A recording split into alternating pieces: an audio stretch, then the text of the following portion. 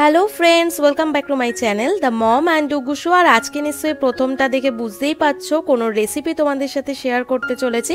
তো কড়াইতে তেল কিন্তু একেবারেই ফুটন্ত। আর প্রথমেই বেশি কথা না বলে চলো রেসিপিটা শেয়ার করতে করতে তোমাদের সাথে আমি কথাগুলো বলি। তো গ্যাসের ফ্লেম কিন্তু একেবারে হাইয়েতে রেখে আমি তেলটাকে প্রথমেই গরম করে নিলাম।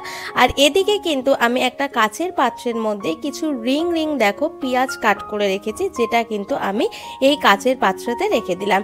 আমি কিন্তু আজকে বানাচ্ছি বিহারের সবথেকে ফেমাস একটা কিন্তু ডিশ, যাকে বলতে পারো চম্পারন মটন। এখানে পেঁয়াজ কিন্তু একেবারেই ঝিরিঝিরি মানে ফাইনলি চপ করে কাটলে হবে না, একটু রাফলি চপ করেও কিন্তু তোমরা বড় বড় করে কাটতে পারো। এবার আমি এই পেঁয়াজের মধ্যে একে একে দেখো সব মশলাগুলো দিয়ে দিচ্ছি। আর ভিডিওটা কিন্তু একটুও স্কিপ করো না, কেন এর মধ্যে কিন্তু খুব নিত্য নতুন মশলা দিয়ে কিন্তু আমি রান্নাটা করব। প্রথমেই দিয়ে দিলাম দেখো 2 চামচ লঙ্কার গুঁড়ো, রেড চিলি পাউডার। আর এখানে কিন্তু আমি 1 কিলো মাংসের জন্য 500 পেঁয়াজ নিয়েছি। এরপর দিয়ে দিচ্ছি দেখো 2 চামচ ধনে গুঁড়ো। নেক্সট অ্যাড করছি 2 চামচ জিরে গুঁড়ো। এখানে কিন্তু আমি প্রত্যেকটা মশলাই একেবারে সম পরিমাণে দিচ্ছি। তো 2 চামচ কিন্তু আমি এখানে জিরে গুঁড়ো দিয়ে দিলাম। এবার অ্যাড করছি 1.5 চামচ মতো হলুদ গুঁড়ো। এখানে কিন্তু আমরা কোনো রকম টমেটো, টক দই কিচ্ছুর কিন্তু ব্যবহার করব না। তারপরে দিচ্ছি দেখো একটুখানি গোলমরিচ গুঁড়ো। এটা তোমরা যেমন ঝাল খাবে সেই হিসেবে কিন্তু দেবে, কিন্তু গোলমরিচ গুঁড়োটা কিন্তু দেওয়া একেবারেই মাস্ট। নেক্সট অ্যাড করে দিলাম দেখো 3 spoon Kashmiri chilli powder. Kashmiri chilli পাউডারে কিন্তু একটা আলাদাই কালার রান্নাতে চলে আসে। এবার দিয়ে দিচ্ছি দেখো হাতে ক্রাশ করা গরম মশলা। এখানে কিন্তু ছোট এলাচ, বড় এলাচ, জায়ফল, জয়িত্রী, দারচিনি সবই কিন্তু আছে। নেক্সট অ্যাড করছি সামান্য একটু কাসুরি মেথি। এখানে কিন্তু কাসুরি মেথি খুব সামান্যই দেবে, বেশি গন্ধ হলে কিন্তু আবার মাটনের গন্ধটা লাগবে না। নেক্সট অ্যাড করছি দেখো এখানে রসুন, আদা আর লঙ্কা। আমি এখানে আদাটাকে কিন্তু ঘষে নিয়েছি আর রসুনটাকে কিন্তু একেবারে নোড়া দিয়ে একটুখানি থেতো করে নিয়েছি। একটা মশলাও কিন্তু এখানে বাটা হবে না। আর এবার দিয়ে দিচ্ছি সেই গরম করে রাখা তেলটা। এখানে 1 কিলো মাংসতে কিন্তু আমি 300 মতো তেল নিয়েছি, যার হাফটা কিন্তু আমি এই ম্যারিনেটের সময় দিয়ে দিলাম আর হাফটা কিন্তু আমি মাংস রাঁধার জন্য রেখে দিলাম। তো এবার কিন্তু এই তেলটাকে দিয়ে খুব ভালোভাবে কিন্তু আমাদের মশলা আর পেঁয়াজটাকে আগে মাখিয়ে নিতে হবে। আর সব শেষে অ্যাড করছি দেখো স্বাদ মতো নুন। এবার মাংসটাকে 1 ঘন্টা ভালো করে কিন্তু আমরা ম্যারিনেট করে রেখে দেব। তো তোমাদের সাথে দেখা হচ্ছে আবার 1 ঘন্টা পর।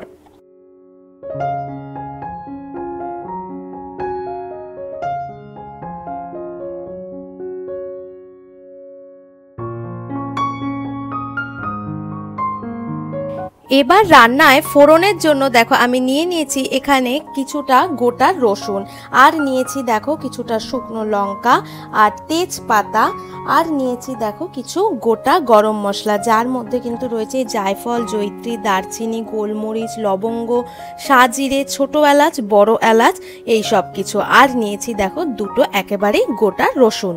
কড়াইয়ের তেল গরম হলে তাতে একে একে দিয়ে দিচ্ছি তেজপাতা, গোটা রসুন আর শুকনো লঙ্কা। এইটা কিন্তু ভালো করে একটু লাল করে আমাদের ভাজতে হবে। আর দিয়ে দিচ্ছি দেখো যাবতীয় যে গোটা গরম মশলা সেগুলো। গ্যাসের ফ্লেম একদম লোতে রেখে কিন্তু আমাদের একটু লালচে করে ভাজতে হবে। এবার বলি, প্রথমেই যেহেতু তোমাদের বললাম যে এটা একটা বিহারি ফেমাস মেনু, তো তোমরা ভাবতেই পারো আমি এটা কোথা থেকে শিখলাম। তো এটা আমি শিখেছি একজন আন্টির থেকে, বাবার একজন ফ্রেন্ড, তার ওয়াইফের মানে এটা অসাধারণ কিন্তু রান্না করেছিল। ওরা নন বেঙ্গলি, আর একবার ওদের বাড়িতে যাওয়াতে এই চম্পারন মাটন কিন্তু খাওয়ানোতে মানে মুখের স্বাদই বলতে পারো বদলে গেছে, এতটাই টেস্ট ছিল। আমি এর আগেও এই মাংসটা একবার করেছিলাম, কিন্তু তখন শেয়ার করতে পারিনি। এখন ভাবলাম যে এতটা যখন আমিও করছি, টেস্ট হচ্ছে, তো চলো তোমাদের সাথে একবার শেয়ার করি। তো দেখো এখানে মশলাটা ভাজা ভাজা হওয়ার পরে কিন্তু আমি এখানে মাংসটা দিয়ে দিলাম।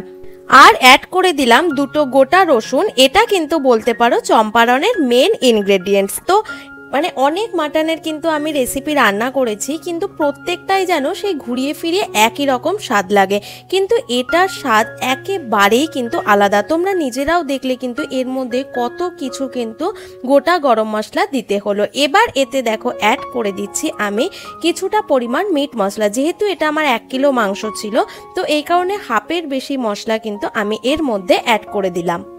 এই রান্নাটা কিন্তু এমনি করা খুবই সহজ, ম্যারিনেটটা করতেই যা একটু টাইম লাগে আর তারপরে কিন্তু কোনো টাইমই লাগে না। গ্যাসের ফ্লেমকে একেবারে লোতে রেখে কিন্তু আমাদের এই রান্নাটা পুরোটাই করতে হবে। আর তোমরা যদি চাও তাহলে এই রান্নাটা কিন্তু কোনো মোটা হাঁড়িতেও করতে পারো। আমার কাছে মোটা হাঁড়ি অ্যাভেলেবেল ছিল না বলে আমি কিন্তু মোটা কড়াই বা তোমরা প্রেসার কুকারের সিটিটাকে খুলেও কিন্তু কুকারেও এই রান্নাটা করতে পারো।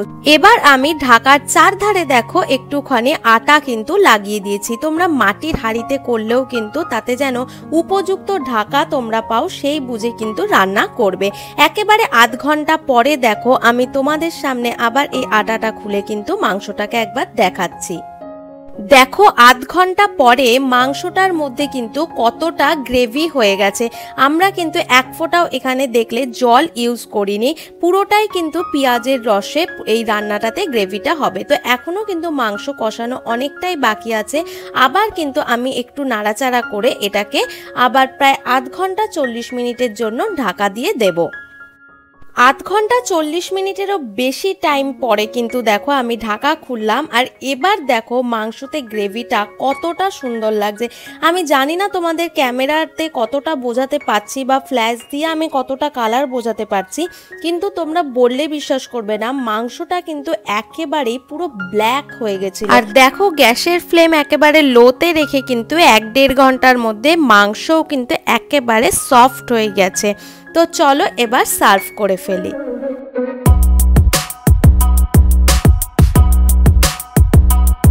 তো ঝটপট এই রেসিপিটা দেখে বাড়িতে রান্নাটা করে ফেলো, আর কেমন লাগলো অবশ্যই কমেন্ট করে কিন্তু জানাতে ভুলো না। তো ভিডিওটা যদি আজকে ভালো লেগে থাকে অবশ্যই একটা লাইক, আর এখনো সাবস্ক্রাইব না করে থাকলে তো প্লিজ সাবস্ক্রাইব করে দাও, আর ভিডিওটাকে অনেক অনেক শেয়ার করো। তো আজকে এটুকুই রইলো, আবার নেক্সটে দেখা হচ্ছে নতুন কোনো ভিডিও নিয়ে। তো bye bye, thanks for watching.